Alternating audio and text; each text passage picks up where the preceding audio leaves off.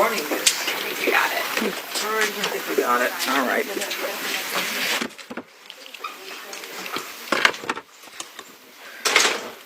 All right, here we go. I'm Janine Pirro, the United States Attorney. Welcome. Our community today is reeling as a result of one person's actions. Two families now are left to grieve for dreams that will never be realized. And as I speak right now, there is an individual who is being presented in court and charged with various crimes. 31-year-old Elias Rodriguez of Chicago, Illinois, is now charged by complaint after his initial appearance before U.S. Magistrate Judge Matthew Sharbaugh with the following: murder in the first degree for the murder of 30-year-old Yaron Lashinsky, a foreign official and official guest of the United States. Mr. Lashinsky was here on official business for the State of Israel. The defendant Rodriguez is also charged with 2 counts of murder in the first degree for both Yaron Lashinsky along with 26-year-old Sarah Lynn Milgram of Kansas. In addition, there are several felony firearms charges for discharging a firearm in the middle of a violent crime and for causing the death of an individual through the use of that firearm. Now, this investigation is continuing, and as you can see, we have most of the stakeholders here today who will be given an opportunity to speak with you. But what I want to be clear about today, since this is the first time you're hearing from me, is that this is a horrific crime, and these crimes are not going to be tolerated by me and by this office. A young couple at the beginning of their life's journey, about to be engaged in another country, had their bodies removed in the cold of the night in a foreign city in a body bag. We are not going to tolerate that anymore. And I am not unaware, based upon my own background, of the repercussions of this kind of case. This is the kind of case that picks at old sores and old scars, because these kinds of cases remind us of what has happened in the past that we can never and must never forget. I want to mention one thing. The Capitol Jewish Museum in Washington, D.C., where this young couple had been at an event, was built around a brick building. That brick building was previously a synagogue called Adas Israel. It was one of Washington's first synagogues, a congregation that was created in 1869. And Ulysses S. Grant, our president, actually attended the dedication of that synagogue. And so to this day, that synagogue and that area remains a cornerstone of the Jewish community in D.C. Let me also say that violence against anyone based on their religion is an act of cowardice. It is not an act of a hero.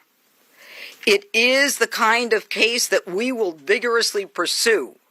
Anti-Semitism will not be tolerated, especially in the nation's capital.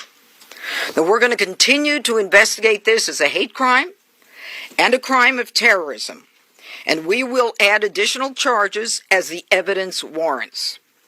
So, this charging today is the initial charge. Remember, we're less than 24 hours from the crime itself. And we are working furiously and diligently with our partners behind me. We've got massive amounts of evidence that we are vetting, we are verifying, and we are reviewing. This is the start and not the beginning. And finally, let me say this. President Donald Trump appointed me to this position. This is the nation's capital. We should all be proud of this capital. And the president wants D.C. safe. And I and the partners behind me are going to do everything we can to make people proud of this city, whether they're from this city, from the country, or from other parts of the world. Thank you. Now I'm going to call on Mayor Muriel Bowser. Good afternoon. I'm Muriel Bowser. I'm Mayor of Washington, D.C. I want to thank Judge Pirro for inviting us today. I'm joined by the Chief of the Metropolitan Police Department, Pamela A. Smith. Metropolitan Police Department is the local D.C. police. We are here to echo what the U.S. Attorney has said, that this crime will not be tolerated in our city. We're grateful for the partnership with our federal partners. MPD and the FBI have worked hand in hand on this investigation and will continue to do so. I also want to acknowledge our families in Washington, D.C. who are suffering and who are afraid and fearful for what this act has done to their sense of safety. But we know that feeling is represented around the globe. Earlier today, I convened a meeting with the Mayor's Interfaith Council, where we spoke with leaders of congregations and Jewish institutions across D.C., as well as D.C. council members and the Attorney General for Washington, D.C. We heard our leaders reiterate messages of love and solidarity with the Jewish community. Sadly, we have had practice standing together as a community to fight anti-Semitism, both in hate speech and in hateful acts. And so in this moment, we stand shoulder to shoulder as one community, united in love, but also committed to justice for this young couple.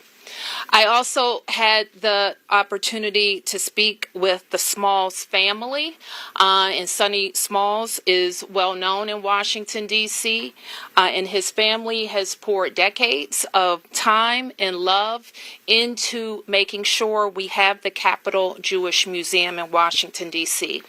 And one special aspect of that museum is that it celebrates local Jewish life. It focuses on D.C. Jews and how they have been a part of our culture and building the city that we love. So once again, our city stands with our community, working with our institutions to make sure we have all the resources that we need to support them. And with that, Judge, I'll turn it over to Chief Smith. Good afternoon, everyone. I'm Chief Pamela A. Smith, the Chief of Police of the Metropolitan Police Department. Let me begin by reiterating my condolences to the family and friends of Yaron Lazinski and Sarah Milgram. I also want to thank Mayor Muriel Bowser, Judge Pirro, and Director Jensen for their collaborative effort and support around this tragic incident. What I also will say is that everyone at the Metropolitan Police Department is holding the family in their thoughts and in their prayers. Our detectives have been working around the clock in close partnership with our federal partners, and this effort regarding this investigation has been a collaborative effort. All of the agencies involved in this investigation have been coordinating seamlessly overnight. Members of the Metropolitan Police Department's Office of Homeland Security Intelligence are working in partnership with the FBI to analyze the suspect's activity prior to the shooting. Around D.C., and I want to speak specifically to the community here in the District of Columbia, around D.C. you will see an increased presence of law enforcement officers around the community. You will find us around our faith-based organizations. You will see an increased presence around our schools and places like the D.C. Jewish Community Center. We stand shoulder to shoulder with our Jewish community. I also met, along with Mayor Bowser, with some of our faith leaders. I was moved by their desire to ensure that we keep our city safe and we keep our Jewish community members safe, and we are ready to support them in any way possible as we move forward. Most folks in this city know that I take the relationships that we have with our religious communities very seriously. I want to again express and remind the community that if you see something, say something, please let us know. Any information that you provide for us, we will utilize it in support of conducting this investigation. I will now turn it over to the Assistant Director in charge of the Washington Field Office, Steve Jensen. Thank you, Chief. As the Chief said, I'm Steve Jensen. I'm the Assistant Director in charge of the Washington Field Office for the FBI. And I'd like to start by reiterating what Director Patel pushed out publicly, that the tragic murder of these two Israeli embassy employees outside of the Capitol Jewish Museum last night was both an act of terror and directed violence against the Jewish community. And it has the full and unwavering attention of the FBI. The FBI Washington Field Office, JTTF, has been in lockstep with MPD, and with the assistance of FBI offices across the country, we're continuing to investigate and contact the subject's associates, his family members, and co-workers. We are also executing search warrants for his electronic devices, reviewing his social media accounts, and all of his internet postings. Regarding some internet postings, we are aware of some writings that are purported to have been authored by this subject. We're actively investigating to determine both the authorship and the attribution of these writings, if they belong to this subject or not. I'd like to thank our partners in the U.S. Attorney's Office for bringing these significant federal charges in quick order within 24 hours or less than of the time of this incident.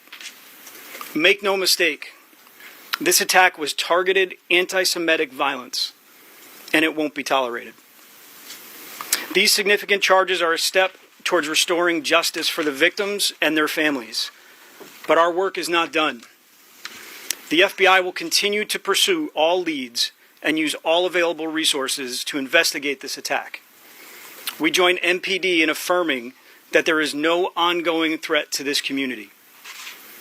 And we're also seeking assistance from the public. We do have gaps in this investigation currently. We know the subject landed in the D.C. area on May 20th and that he was taken into custody on May 21st. We're asking the public, anybody who had contact with the subject, anybody who knew his whereabouts or where he was located during that gap of time, to contact the FBI at 1-800-CALL-FBI or to submit an online tip at tips.fbi.gov. And with that, I will turn it back over to Judge. Thank you very much. All right, we'll take a couple questions. Go ahead. Yes, we had spoken to a witness who said that this was a private event, that it wasn't publicized. So is there any idea how he actually knew about this and showed up at this specific event? You know, that's something that we're investigating right now. I think that, Chief, you'd agree with me on that. That's the kind of thing.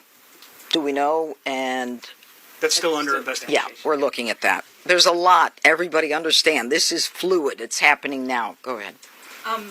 Madam U.S. Attorney, you mentioned terrorism. Can you speak to any possible nexus to terrorism? And Assistant Director Jensen, are you confident that this gunman acted alone? Is there any indication at this point that he was inspired? And then also curious if the Chief has any concerns about copycat attacks. Well, first of all, let me say that we're going to continue, as I said, to investigate this as an act of terrorism and as a hate crime. And as we do so, we will bring additional charges whenever those charges are warranted and provable. And I suspect as we go forward, before we get to the grand jury itself, that there will be more charges added. Yes, sir. Has there been any indication from the investigation so far that the subject was on the radar for the FBI or some other investigative agency around the country? Was he involved in any activism that might have put him on the radar? And also, if you would also, on the issue of whether there were anybody else connected to him, obviously those writings were posted, and the timing of that, we're wondering whether you've seen any indication that someone connected to him might have been associated with posting those? So, a lot of questions. Okay. Let me try and break it down. Chief, I think you addressed some of this yesterday when we first initially briefed the public on this matter. There was nothing in criminal records or in our holdings that indicated that this person was previously known to us or would have popped on our radar or MPD's radar. We know that he originated outside of the district, came in for a conference on May 20th, and was a resident in the Chicagoland area. That's what we know about him currently. As far as associates, relatives, the reason we're checking associates and relatives is to put all the pieces together. There's a lot of unknowns. So known contacts, known relatives, known associates, these are basic investigative steps to put a picture, composite picture together of who the subject is, what did people know about him, and who was he closest to. From that, we'll build out the investigation. Aside from that, I couldn't answer more. Go ahead. Hi. I have a quick question. I'm sorry, Keith Alexander, Washington Post. Were you seeking the death penalty? Can you talk a little bit about that? And also, the night of May 20th, any idea where he stayed at all? I think that we have an idea of that, but let me just say that, the President and the Attorney General have both indicated that, in cases where the death penalty is warranted and seems appropriate, we will use it. It's far too early to say whether that is the case, but this is a death penalty eligible case. And what about the night of May 20th? Do you want to talk about that, Chief? No, I think No. it's still a part of the investigation. Definitely still part of the investigation. Yeah, I don't want to get into the weeds. I think that right now he's been presented. Excuse me. It's in progress. It's in progress. Okay. Yes, sir. Can you just, Mr. Johnson, can you just clarify one thing you said? You said he was in town for a conference. Was that a different conference than the one, than the event? And can you tell us more about what that particular event is and another? So we're still looking into the nature of the conference, we believe associated with his work, and we are contacting his employer and trying to figure out what the nature of his job was. We believe the reason for his flight was related to a conference for his work. What's the nature of that work? I don't have it at the top of my head. And then the other question is, he seems to have been sort of stalking, I forgot what the word was, pacing in front of this event. And he seems to have had pretty easy egress in and out of the place. What does that say about the level of security, and are you investigating that for, and Mayor Bowser, are you considering increasing security around these sorts of events and institutions? So regarding the movements of the subject, obviously still very much a part of the investigation. Composite of collected videos, witness statements to put a full picture together before I would comment on any one particular act that he may or may not have been observed doing. As far as security goes for a private entity, I wouldn't comment on that. And as far as posture goes, I would defer to the mayor. I think that the director is correct. This was not a event that falls into our special events category, where MPD and other government agencies have a stood-up posture. This was a relatively small event at a museum, so MPD or the government agencies wouldn't stand up additional resources unless they were requested or unless we got a call for service. More than that, I will say that we have had a local program and a federal program that have helped institutions, faith institutions, and others who have been concerned about violence, anti-Semitism, or other hateful speech and rhetoric. And very recently, we have issued grants, and we have issued grants over the last several years to those institutions to harden their security, add cameras, add additional security, and I believe that the museum has done some of those things. I'm going to sneak one last thing in. All right. I just want to follow up with this. We've been advised that the defendant has appeared in court. He's had an attorney appointed. He's been advised by the judge that he could be punished by death or by life. And, of course, we sought detention. The defendant waived his right to a detention hearing and concedes to detention. And right now a preliminary hearing is set for June 18th at 1 o'clock. So it is done. One clarification, Mr. Jensen. You are not ruling out that this manifesto might have been written by this gentleman, right? We don't know. We don't know, and that's still very much a part of the investigation. Okay. We good? All right. Thank you all. Yes, sir. One more. Yes. were any MPD officers working details at this event last night, perhaps off duty? And then a follow-up to that, when you say, the FBI said a targeted event, do you believe the victims were targeted or simply the event was targeted? So let me answer your first question, Mark. MPD was not assigned to that event. As you know, you've heard me say on last night, there were security officers assigned to the event, but not Metropolitan Police Department members. On or off duty? On or off duty. And then the targeting, was that the event that was targeted, or these two individuals specifically targeted? We're not saying at this time. Chief, one question that people are interested in is that it was announced and fairly well known that the Jewish Museum a short time ago opened a major LGBT exhibition, and we were wondering if the investigation is looking into whether the suspects might have known something about that or whether. Sir, we are looking into absolutely everything. There is so much information we're looking at, and I must tell you, coming from New York, I've never seen the cooperation and the collaboration that I'm seeing here. It was immediate, it was instant, it was coordinated, and my hat's off to this area. And we're going to clean it up. Thank you. Is that you? No, but Yeah. Thank you all. Thank you.